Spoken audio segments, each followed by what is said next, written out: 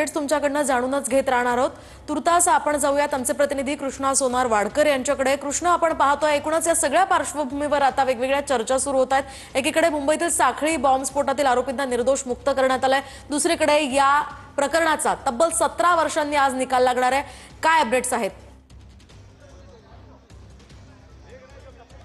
मोहिनी, आपण पाहतो की मालेगाव बॉम्बस्फोट खटल्याचा ट्रायल जी आहे ती मुंबईच्या सत्र न्यायालयामध्ये जवळपास 17 वर्ष चाललेली आहे आणि अखेर आज या सगळ्या प्रकरणाचा निकाल जो आहे तो येतो आहे। एकूण 7 आरोपी आहेत आणि 7 आरोपींना दोषी मानलं जातं की त्यांची निर्दोष मुक्तता होते, याकडे सगळ्यांचं लक्ष लागलेलं आहे। सेशन कोर्टाच्या बाहेरची दृश्य आपण पाहतो की पोलीस बंदोबस्त वाढवण्यात आलेला आहे, बॅरिकेटिंग करण्यात आलेलं आहे आणि एक आरोपी, ज्या 7 आरोपींच्या विरोधामध्ये हा खटला चाललेला होता, ते आरोपी आता कोर्टाच्या परिसरामध्ये यायला सुरुवात झालेली आहे।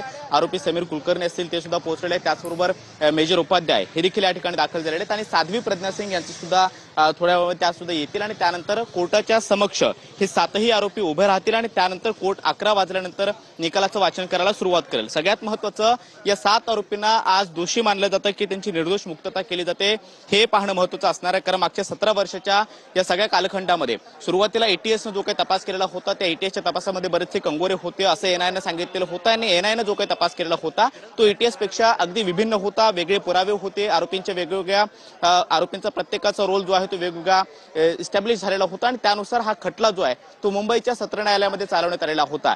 न्यायाधीश लाहोटी यांच्या बेंचसमोर ही सुनावणी सुरू होती। मागच्या 6 महिन्यापासून विशेष सुनावणी घेण्यात आलेली होती। प्रत्येक तारखेला सगळ्या आरोपींच्या नक्कीच कृष्णा, या संदर्भातले अपडेट्स तुमच्याकडनं जाणून घेत राहणार आहोत। तुर्तास धन्यवाद दिलेल्या या